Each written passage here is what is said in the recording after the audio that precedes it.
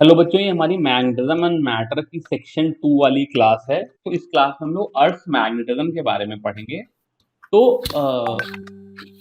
अगर मैं ये एनसीईआरटी खोलूं, ठीक है, तो ये एक डायग्राम देखने की जरूरत है जिसको हम लोग ये फिगर 5.8 कह रहे हैं। ठीक है, तो हम लोगों को बचपन से पढ़ाया गया था कि भाई मैग्नेटिक कंपास निडल जो है वो हमेशा नॉर्थ में पॉइंट करती है। अब हम लोगों को थोड़ा सा डिटेल में बताया जाएगा कि एक्चुअली वो नॉर्थ में पॉइंट नहीं करती है। ठीक है, तो इन्होंने कहा कि फॉर सम रीजंस, जैसे मान लो ये मेरी अर्थ की मेन एक्सिस है, मतलब ये एन जी जो है वो अर्थ का जोग्राफिकल नॉर्थ पोल है, और एस जी जो है वो अर्थ का जोग्राफिकल साउथ पोल है। तो जो अर्थ की मैग्नेटिक लाइंस हैं, या जो अर्थ का मैग्नेट है, मतलब अगर मैं अर्थ को एक बहुत बड़े मैग्नेट की तरह से देखूं, तो वो मैग्नेट इस लाइन में नहीं अलाइन होकर के इससे थोड़ा तिरछा अलाइंड है। ठीक है,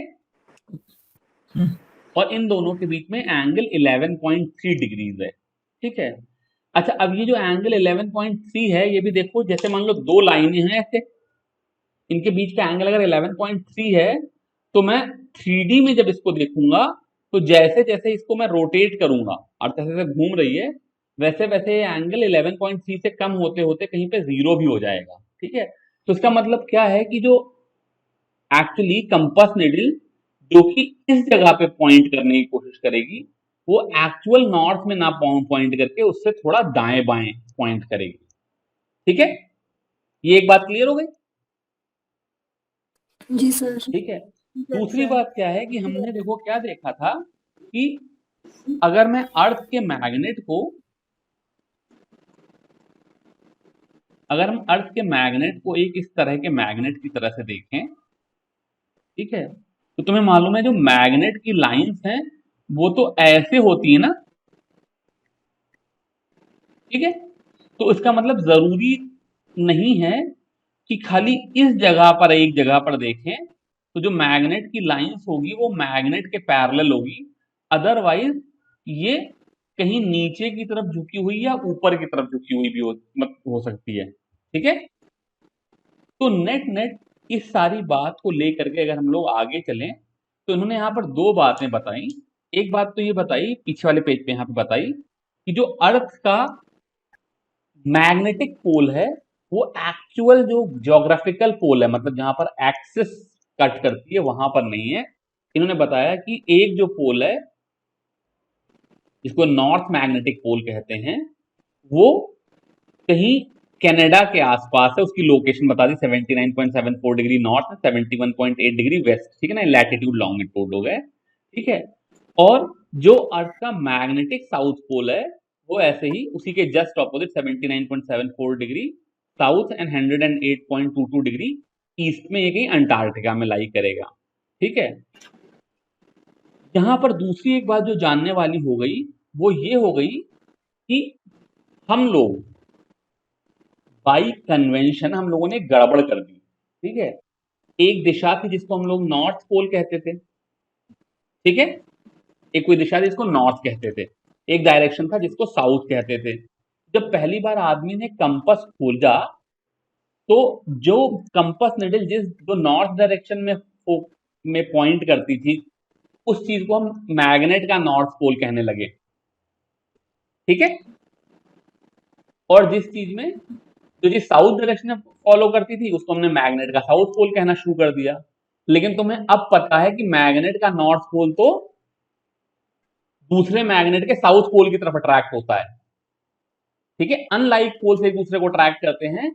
तो एक्चुअली जो ये कनाडा के पास जो पोल है, जिसे हम मैग्नेटिक नॉर्थ पोल कहते हैं,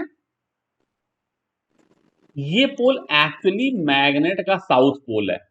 अब चीजें कंफ्यूज हो गई, कंफ्यूजिंग हुई ना। ठीक है, यस सर। तो ये कह रहे हैं there is some confusion in the nomenclature of the poles. ठीक है, और इस कंफ्यूजन को बहुत ध्यान से समझने की कोशिश करते हैं। तो मैं रब करता हूं और फिर समझाता हूं। ये मेरी अर्थ है। ठीक है, ये अर्थ की एक्सिस है। यहां तक कोई दिक्कत? जो ये नहीं रशिया सर। के ऊपर जगह है इसको मैं नॉर्थ पोल कहता हूं। इसे मैं NG से डिनोट कर रहा हूं, क्योंकि ये ज्योग्राफिकल नॉर्थ पोल है। यहां तक कोई दिक्कत? अंटार्कटिका में ये कोई नहीं जगह सर। है, इसको मैं SG से डिनोट कर रहा हूं, ये ज्योग्राफिकल साउथ पोल हो गया। ठीक है। अब जो अर्थ है ये एक बड़े मैग्नेट की तरह से बिहेव कर रही है। वो मैग्नेट ऐसे अंदर पड़ा हुआ है। ये जो पॉइंट है जो कि कनाडा में कहीं है, इसको मैं NM कह रहा हूं। मैग्नेट का वो पोल जो एक्चुअल नॉर्थ पोल के पास है उसको NM कह रहा हूं। यहां तक कोई दिक्कत? नहीं बोलो सर। हाँ ना? नहीं दिक्कत ना? और ये जो अंटार्कटिका में पॉइंट है, यानी कि मैग्नेट का वो पोल जो कि साउथ में है, उसको SM कह रहा हूं। यहां तक भी कोई दिक्कत नहीं है। ठीक है। ठीक है। अब अगर मान लो मैं यहां पर कहीं पर दिल्ली में बैठा हूं और मेरे पास एक कंपस निडल है, तो उस कंपस निडल को अगर यहां पे रखूं तो ये ऐसे नॉर्थ साउथ में अरेंज हो जाएगी। यहां तक कोई दिक्कत? No sir. नहीं दिक्कत। तो इसका मतलब नॉर्थ पोल कनाडा की तरफ जा रहा है और साउथ पोल अंटार्कटिका की तरफ जा रहा है। ठीक है। यहां भी कोई जी। दिक्कत नहीं है। और तुम्हें मालूम है नॉर्थ पोल जी सर। मैग्नेट के साउथ पोल की तरफ जाता है। नॉर्थ और नॉर्थ नॉर्थ तो रिपेल करते हैं ना, नॉर्थ साउथ एक दूसरे को अट्रैक्ट करते हैं। तो एक्चुअल जो ये अर्थ का मैग्नेट है, इसका जो नॉर्थ पोल है वो साउथ में है, और जो इसका साउथ पोल है वो नॉर्थ में है। यानी कि जो मैग्नेटिक लाइंस हैं वो यहां से निकलेंगी और यहां जाएंगी। ठीक है। कोई कष्ट? बहुत ज्यादा कष्ट। नहीं। फिर से समझते नहीं हैं। सर। फिर से समझते हैं। एक अर्थ का मैग्नेट है जिसका एक टुकड़ा नॉर्थ की तरफ है, एक हिस्सा साउथ की तरफ है। जो हिस्सा नॉर्थ की तरफ है उसको नॉर्थ मैग्नेटिक पोल बोलते हैं। जो हिस्सा साउथ की तरफ है उसको साउथ मैग्नेटिक पोल बोलते हैं। तो नॉमेनक्लेचर में क्या है, वो जो जिस दिशा में है वो वाला नाम यूज कर लिया गया। यहां तक तो कोई दिक्कत नहीं है। नहीं। No sir. लेकिन जो चीज साउथ में है वो किसी बड़े मैग्नेट के नॉर्थ पोल की तरह से बिहेव करता है, यानी कि मैग्नेटिक लाइन ऑफ फोर्सेस वहां से निकलती दिखाई देती हैं। ठीक है। और जो टुकड़ा नॉर्थ में है वो बड़े मैग्नेट के साउथ पोल की तरह से बिहेव करता है, यानी कि मैग्नेटिक लाइन ऑफ फोर्सेस वहां पे घुसती दिखाई देती है। ठीक। Yes sir. ठीक है। अच्छा। जी सर। अब इस इक्वेटर को अगर मतलब इस मैग्नेट के हिसाब से इस अर्थ को दो हिस्सों में बांट लें, तो ये जो लाइन हो गई इसको मैं बोलता हूं मैग्नेटिक इक्वेटर। ठीक है। हाँ। और इस पृथ्वी को जी। ऐसे दो हिस्सों में बांट लूं तो ये जो लाइन हो गई इसको मैं बोलता हूं एक्चुअल इक्वेटर, बिकॉज ये तुम्हारी जो ज्योग्राफिकल इक्वेटर है। ठीक है।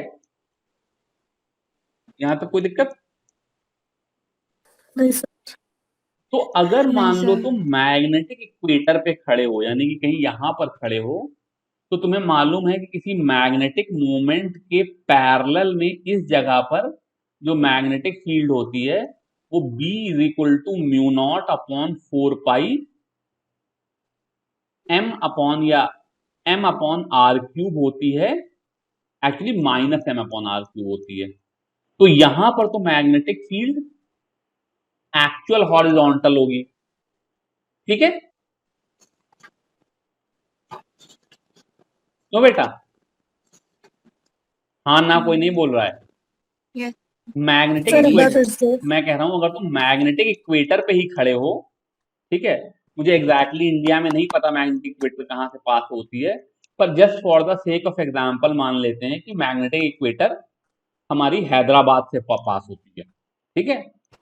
तो अगर हम ये गलत हो सकता है बट एक एग्जांपल के लिए मान लें, तो अगर मैं हैदराबाद में खड़ा हूं तो वहां पर मैग्नेटिक फील्ड एक्चुअली हॉरिजॉन्टल होगी, ठीक है, बिकॉज इक्वेटोरियल पोजीशन पे magnetic field is proportional to -m, मतलब जो वेक्टर मैग्नेटिक मोमेंट वेक्टर है उसके पैरेलल होती हैं। यहां तक कोई दिक्कत? नहीं सर। सर। लेकिन अगर मैं हैदराबाद से थोड़ा नॉर्थ में आ जाऊं, मान लो मैं दिल्ली में खड़ा हो जाऊं, तो ये थोड़ा सा चूंकि साउथ पोल की तरफ अट्रैक्ट होती है, इसलिए यहां पे मैग्नेटिक फील्ड थोड़ी नीचे घुस जाएगी। और हैदराबाद से थोड़ा नीचे चला जाऊं, मान लो मैं चला जाऊं कन्याकुमारी में, तो यहाँ पे मैग्नेटिक फील्ड थोड़ी अर्थ से बाहर निकली हुई होगी। मैंने थोड़ा ज्यादा बड़े बड़े एंगल बना दिए, रियल लाइफ में एंगल 2 डिग्री 4 डिग्री के ही होंगे, बट आइडिया ये है कि जरूरी नहीं है कि अर्थ पे सब जगह मैग्नेटिक फील्ड हॉरिजॉन्टल हो। जैसे जैसे मैं नॉर्थ की तरफ जाता जाऊंगा, वैसे वैसे जो मैग्नेटिक फील्ड होगी उसका हॉरिजॉन्टल के साथ एंगल बढ़ता जाएगा, और जैसे साउथ की तरफ चला जाऊंगा उधर भी ये एंगल बड़ा होता जाएगा, बिकॉज मैग्नेटिक नीडल तो पोल की तरफ पॉइंट करने की कोशिश करेगी ना, ठीक है। ये बात क्लियर हुई कि नहीं? हाँ ना, कोई नहीं बोल रहा कि Yes. जरूरी Yes, sir. नहीं है कि जो मैग्नेटिक नीडल है वो या जो मैग्नेटिक फील्ड हो वो किसी जगह पर हॉरिजॉन्टल हो, ठीक है। अब जरा ध्यान से मेरा वीडियो देखना, बिकॉज कैमरे पे पता नहीं मैं कैसा दिखाई दे रहा हूँ। तो पहली बात तो क्या हुई कि जो मेरी मैग्नेटिक फील्ड है वो ड्यू नॉर्थ में नहीं है, बिकॉज मेरा जो अर्थ के मैग्नेट का पोल है वो नॉर्थ पोल पे ना होकर के कहीं पे कनाडा की तरफ है, तो मेरी फील्ड जो है वो दाएं या बाएं हो सकती है। और दूसरी बात यह है कि मेरी मैग्नेटिक फील्ड हॉरिजॉन्टल भी नहीं है, ये ऊपर या नीचे हो सकती है, ठीक है। तो मतलब सपोज करो ये डायरेक्शन नॉर्थ है, तो मेरी मैग्नेटिक फील्ड बिल्कुल नॉर्थ में ना हो करके सपोज करो कहीं पर थोड़ा सा ईस्ट है और थोड़ा सा डाउन की तरफ है। ये जो पूरी चीज है इसको इन्होंने इस डायग्राम में समझाया है। तो देखो ये क्या कह रहे हैं, ये एनसीईआरटी का जो डायग्राम है, ये कह रहे हैं कि अगर मान लो ट्रू नॉर्थ इधर की तरफ है, तो इससे मैं थोड़ा सा हॉरिजॉन्टल चलूं और थोड़ा सा नीचे जाऊं, तो मेरी मैग्नेटिक फील्ड किसी इस डायरेक्शन में है, ना वो नॉर्थ में है और ना ही हॉरिजॉन्टल है, हॉरिजॉन्टल से थोड़ा नीचे और नॉर्थ से थोड़ा इस एग्जाम्पल में ईस्ट में है। यहां तक कोई दिक्कत? ये डायग्राम जो है इसमें देखो, अगर मान लो मैं ईस्ट वाले डायरेक्शन को एक्स एक्सिस मान लूं, नॉर्थ वाले डायरेक्शन को वाई एक्सिस मान लूं, और वर्टिकली अपवर्ड डायरेक्शन को जेड एक्सिस मान लूं, तो जो छोटी क्लास का बच्चा था उसको ये समझाया जाता था कि मैग्नेटिक फील्ड बी जे है। इसका मतलब ये उसे बताया जाता था कि मैग्नेट जो है वो नॉर्थ पोल की तरफ हमेशा पॉइंट करता है, नॉर्थ की तरफ पॉइंट करता है। अब जब हम लोग 12th क्लास में आ गए, तो मैग्नेटिक फील्ड बी जे ना हो करके कुछ बी एक्स आई प्लस बी वाई जे प्लस बी जेड के हो गई, जहां पर बी एक्स की वैल्यू पॉजिटिव या नेगेटिव हो सकता है, मतलब कि चीजें नॉर्थ से ईस्ट की तरफ भी हो सकती है, कहीं कहीं पे नॉर्थ से वेस्ट की तरफ भी हो सकती हैं, और बीजेड की वैल्यू भी पॉजिटिव या नेगेटिव हो सकती है। अगर सपोज करो मैं सिडनी में खड़ा हूं, तो बीजेड की वैल्यू पॉजिटिव होगी, यानी कि वहां पे मैग्नेटिक फील्ड बाहर निकल रही होगी जमीन से। और अगर तुम क्या कहते हैं दिल्ली में खड़े हो, तो वहां पे मैग्नेटिक फील्ड थोड़ा सा नीचे जा रही होगी हॉरिजॉन्टल से। ये बात क्लियर हो गई? तो इन्होंने कहा कि रियल लाइफ में जो मैग्नेटिक फील्ड है उसके 3 कंपोनेंट हो गए। अब इन 3 कंपोनेंट को अगर मैं ब्रेक करना चाहूं, तो जो बी एक्स आई और बी वाई जे है, ये पूरी चीज मिल करके अर्थ का वो की मैग्नेटिक फील्ड का वो कंपोनेंट है जो कि हॉरिजॉन्टल डायरेक्शन में लग रहा है, ठीक है। बिकॉज एक्स एक्सिस और वाई एक्सिस मिला करके ईस्ट और नॉर्थ मिला करके जो नॉर्थ और ईस्ट का प्लेन है वही तो हॉरिजॉन्टल प्लेन है ना, जी सर। तो इसको मैं अर्थ की हॉरिजॉन्टल मैग्नेटिक फील्ड कहता हूं, ठीक है। और ये जो BZ वाला कंपोनेंट है जो कि पॉजिटिव या नेगेटिव हो सकता है, इस वेक्टर को मैं vertical component of the earth magnetic field कहता हूं। फॉर सम रीजन इसको इन्होंने एनसीईआरटी में ZE से डिनोट किया है। तो एक वेक्टर है ZE, एक वेक्टर है HE, और इन दोनों का रिजल्टेंट जो है वो BE है। यहां तक कोई दिक्कत? दिक्कत ही दिक्कत। फिर से समझने की कोशिश करते हैं, कोई बात नहीं। तो हमने कहा कि जो मेरी मैग्नेटिक फील्ड है वो नॉर्थ की तरफ पॉइंट नहीं कर रही, ठीक है। जिस एग्जाम्पल को मैंने लिया इसमें ये मैग्नेटिक फील्ड थोड़ी नॉर्थ ईस्ट दिशा से नीचे की तरफ है, तो मतलब ना ही ये नॉर्थ, ना ही पहली बात तो हॉरिजॉन्टल नहीं है, और हॉरिजॉन्टल जो इसका कंपोनेंट है वो नॉर्थ ईस्ट में है, ठीक है। तो मेरी फील्ड जो है वो नीचे की तरफ है, नॉर्थ से थोड़ा ईस्ट वाली साइड नीचे की तरफ। तो इसके अगर मैं 3 कंपोनेंट लिखूं तो मेरा BX पॉजिटिव होगा, BY पॉजिटिव होगा, BZ नेगेटिव होगा। जो BZ वाला कंपोनेंट है उसको मैंने ZE कह दिया, ये अर्थ की वर्टिकल मैग्नेटिक फील्ड है। और BX और BY का जो रिजल्टेंट है उसको मैंने HE कह दिया, ये अर्थ की हॉरिजॉन्टल मैग्नेटिक फील्ड है, ठीक है। Yes sir. तो जो एक्चुअल मैग्नेटिक फील्ड है और जो हॉरिजॉन्टल डायरेक्शन है या हॉरिजॉन्टल प्लेन है उसके बीच का जो एंगल है इसको हम लोग एंगल ऑफ इंक्लिनेशन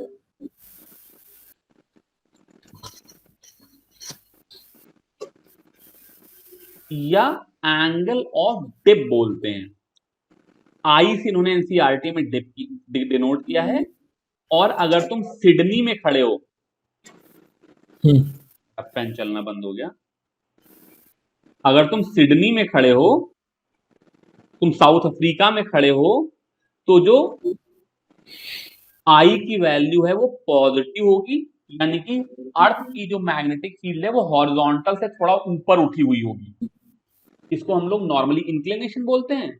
और अगर तुम लंदन में खड़े हो, अगर तुम क्या कहते हैं दिल्ली में खड़े हो, तो ये मतलब तुम दिल्ली में खड़े हो तो ये नेगेटिव एंगल होगा और हम वहां पे इसको एंगल ऑफ डिप कहेंगे, ठीक है। ये बात क्लियर हो गई? तो यानी कि जो अर्थ की मैग्नेटिक फील्ड है वो हॉरिजॉन्टल के साथ क्या एंगल बना रही है, वो हम एंगल ऑफ इंक्लिनेशन या एंगल ऑफ डिप कहेंगे। तो क्लियरली छोटा सा कंसेप्ट ले लें, तो यहां से क्या हो जाएगा, HE की वैल्यू BE cos I हो गई और ZE की वैल्यू BE sin I हो गई, और यहां से tan I की वैल्यू HE बाई ZE आ गई। तो मतलब बेसिकली ये चीजें आपस में रिलेटेड हैं। इस तरह का सवाल आ जाएगा कि भाई यहां पर दिल्ली में horizontal component of earth magnetic field इतनी है और एंगल ऑफ इंक्लिनेशन इतना है, तो बताओ कि वर्टिकल कंपोनेंट कितना है, ठीक है। इस तरह के कन्वर्जन आ जाएंगे, ठीक है जी। और ये जो horizontal component of earth magnetic field है वो नॉर्थ के साथ कितना एंगल बना रही है, इसको हम बोलते हैं डिक्लिनेशन, ठीक है। अब जी इस सर। चीज को एक न्यूमेरिकल से समझने की कोशिश करते हैं, तो शायद मैं अपनी सारी बात क्लियर कर पाऊं, ठीक है। जी सर। तो नंबर्स में जब बात करते हो तभी ये बात समझ में आती है, अदरवाइज बात समझ में आती नहीं, ठीक है। तो मैं किसी प्लेस पे खड़ा था, ठीक है, जहां पे किसी ने कहा कि भाई डिक्लिनेशन जो है वो 30 डिग्री ईस्ट है। हालांकि रियल लाइफ में एंगल इतने बड़े नहीं होते हैं, जैसे तुम देखोगे तो बुक में एग्जांपल दे रखा है, तो दिल्ली में डिक्लिनेशन 0 पॉइंट समथिंग डिग्री है और मुंबई में 0 पॉइंट समथिंग डिग्री है, ईस्ट या वेस्ट, इस तरह के कुछ नंबर्स हैं। बट बड़े एंगल इसलिए मैंने यूज कर लिए क्योंकि उसी के कॉस साइन हमको पता है, ठीक है। तो मैं किसी जगह पे खड़ा हूं, वहां पे डिक्लिनेशन 30 डिग्री ईस्ट है और इंक्लिनेशन जो है वो -45 डिग्री है। -45 डिग्री का मतलब angle of dip is 45 degree, ठीक है। जी और वहां पर HE की value just for the sake of number मान लो 3 इंटू 10⁻⁻5 टेस्ला है, जी ठीक है। जी सर। तो जैसे मुझे ये बात पता चली तो मैं तुरंत कह दूंगा कि ZE की वैल्यू HE tan I होती है, और यहां पर मेरा I जो है वो 45 डिग्री है, तो मेरा ZE जो है वो -3 इंटू 10⁻⁻5 टेस्ला हो गया। इसका मतलब 3 इंटू 10⁻⁻ टेस्ला डाउनवर्ड डायरेक्शन में इनटू द अर्थ, ठीक है। Yes sir. ठीक है। Yes. तो जो मैं अपना साइन कन्वेंशन लेके चल रहा था कि मतलब मैं ईस्ट को एक्स एक्सिस मानता हूं, नॉर्थ को वाई एक्सिस मानता हूं, और आउटवर्ड वर्टिकली अपवर्ड डायरेक्शन को जेड एक्सिस मानता हूं, तो जो मेरी बीई हो गई वो -3 इंटू 10⁻⁻5 के कैप हो गई। इसमें तो कोई समस्या ही नहीं रही। तो फिर से इसको क्लियरली लिखें तो जो मेरी बीई है वो समथिंग -3 इंटू 10⁻⁻5 के कैप हो गई। यहां तक तो कोई दिक्कत नहीं, बिकॉज जो मेरा ZE की वैल्यू थी वो 3 इंटू 10⁻⁻5 के कैप हो गई थी। अब जो HE है वो नॉर्थ और ईस्ट के बीच में कहीं है, और जो मेरा ये वाला एंगल है जिसको मैं डिक्लिनेशन बोलता हूं वो 30 डिग्री है, और HE का मैग्नीट्यूड 3 इंटू 10⁵ है, ठीक है। तो जो इसका x वाला कंपोनेंट होगा जो कि ईस्ट की तरफ होगा वो हो जाएगा 3 इंटू 10⁵ इंटू साइन 30 आई कैप -5 है। भाई ये क्या कर रहा हूं, ठीक है। जो इसका नॉर्थ वाला कंपोनेंट हो जाएगा वो हो जाएगा 3 इंटू 10⁻⁻5 cos 30 आई कैप जे कैप और -3 इंटू 10⁻⁻5 के कैप। ये मेरी रिजल्टेंट बीई हो गई, ठीक है। ये मेरी नेट मैग्नेटिक फील्ड हो गई, ठीक है। तो अगर मुझे HE या ZE या BE में से कोई एक वेक्टर का मैग्नीट्यूड पता हो और एंगल ऑफ डिक्लिनेशन और एंगल ऑफ इंक्लिनेशन पता हो, तो दो डायरेक्शन से, दो एंगल से मुझे वेक्टर का डायरेक्शन मिल गया और मैग्नीट्यूड मिल गया, तो मैं किसी भी चीज के बारे में बता सकता हूं, ठीक है। अब इनके न्यूमेरिकल करके देखते हैं जो कि एनसीईआरटी में दे रखे हैं। तो पहले तो इसे किताब देख लेते हैं फिर बात करते हैं। पहला तो सवाल इन्होंने एग्जांपल 5.8 में कहा कि earth magnetic field at an equator is approximately 0.4 gauss. तो गॉस का मतलब 10⁻⁻4 होता है, तो बेसिकली 4 इंटू 10⁻⁻5 टेस्ला हो गया। तो estimate the earth dipole moment, ठीक है।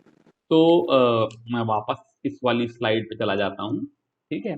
तो मैंने तुमको बताया था कि अगर मैं अर्थ के मैग्नेट को एक बड़ा सा डाइपोल मानूं तो उसकी जो horizontal component of the magnetic field होगी वो कहीं ना कहीं μ0/4 यानी कि 10⁻⁻7 इंटू मैग्नेटिक मोमेंट जो मुझे निकालना है अपॉन r³ होगी। अब अर्थ का रेडियस करीब करीब 6400 किलोमीटर होता है, तो इसको मैं 6.4 इंटू 10⁻6 मीटर लिख लूंगा और इसका क्यूब लगा दूंगा, ठीक है। तो μ0/4 की वैल्यू 10⁻⁻7 डाली, मैग्नेटिक मोमेंट मुझे पता नहीं था, r³ की वैल्यू अर्थ का रेडियस हो गया जो कि 6400 किलोमीटर मैंने मीटर में कन्वर्ट कर लिया, और ये 4 इंटू 10⁻⁻5 टेस्ला आ जाएगी। यहां से m की वैल्यू निकाल लेंगे, तो मैं कैलकुलेशन नहीं कर रहा हूं, वो कैलकुलेट करके 10⁻23 एम्पियर मीटर स्क्वायर टाइप का कोई अर्थ का वो आ गया, ठीक है। ये बात हो गई, ठीक है। तो ये कह रहे हैं कि जियोमैग्नेटिक टेस्ट हैं जो उनमें इसकी वैल्यू करीब 8 इंटू 10⁻22 दे रखी है, तो ये 1 इंटू 10⁻23 और 8 इंटू 10⁻22 करीब करीब एक ही बात हो गई। ठीक है। दूसरी बात उन्हें वो समझाने की कोशिश करी कि मैग्नेटिक डिक्लिनेशन क्या है और डिप क्या है। तो उन्होंने कहा जैसे मान लो मैं कहीं पे रखूं और मेरी मैग्नेटिक निडल ट्रू नॉर्थ से थोड़ा वेस्ट की तरफ अलाइंड हो, तो हम कह देंगे कि यहाँ पे मेरा डिक्लिनेशन, जो भी इस एग्जाम्पल को देखूं तो 20 डिग्री वेस्ट है। ठीक है। या अगर जैसे मैंने ये दूसरा वाला डायग्राम देखा, यहां पर देखूं तो मेरी जो मैग्नेटिक नीडल है वो थोड़ा सा हॉरिजॉन्टली राइट की तरफ जा रही है, यानी कि ईस्ट की तरफ जा रही है, तो मैं यहाँ पे कह दूंगा मेरा डिक्लिनेशन कुछ 30 डिग्री या जो भी ईस्ट है। और एक्चुअल मैग्नेटिक फील्ड इस हॉरिजॉन्टल डायरेक्शन में नहीं होगी बल्कि थोड़ा नीचे होगी, और ये जो एंगल है इसको मैं एंगल ऑफ डिप कहूंगा अगर ये नीचे है, और ऊपर की तरफ होगी तो इसको एंगल ऑफ इंक्लिनेशन कहूंगा। तो इन्होंने ये हमको बता दिया जो मैं अभी थोड़ी देर पहले बता रहा था कि in most of the northern hemisphere, जैसे मैं लंदन में हूं, जैसे मैं बीजिंग में हूं, जैसे मैं टोक्यो में हूं, the north pole of the dip needle tilts downward, क्योंकि वहां पे मैग्नेटिक फील्ड नीचे की तरफ होगी। And likewise in the most of the southern hemisphere the south pole of the dip needle tilt downward, यानी कि बेसिकली नॉर्थ अपवर्ड जाएगा, यानी कि वहां पे मैग्नेटिक फील्ड ऊपर की तरफ होगी। ये बात क्लियर है। यहां देखो लिखा है नॉर्थ पोल जो है वो डाउनवर्ड जाता है, और दूसरे में लिखिए साउथ डाउनवर्ड जाता है, इसका मतलब नॉर्थ अपवर्ड जाता है। जिधर नॉर्थ पोल है उसी तरफ तो मैग्नेटिक फील्ड है, इसका मतलब सॉरी इसका मतलब कि वहां पर एंगल ऑफ इंक्लिनेशन होगा। अगर मैं सिडनी में खड़ा हूं, अगर मैं साउथ अफ्रीका में कहीं पे खड़ा हूं, और अगर मैं लंदन में खड़ा हूं, बीजिंग में खड़ा हूं, टोक्यो में खड़ा हूं, तो एंगल ऑफ डिप होगा। अब जैसे मैं थोड़ी देर पहले बता रहा था, ZD की वैल्यू बी साइन आई हो गई, HE की वैल्यू बी कॉस आई आ गई, जहां पे tan i equal to ZD by HE आ गया। तो इनमें से कोई एंगल्स पता हो और इनमें से HE ZD या बी में से कोई एक फील्ड का मैग्नीट्यूड पता हो, तो मैं मैग्नेटिक फील्ड के बारे में सारी बातें बता सकता हूं।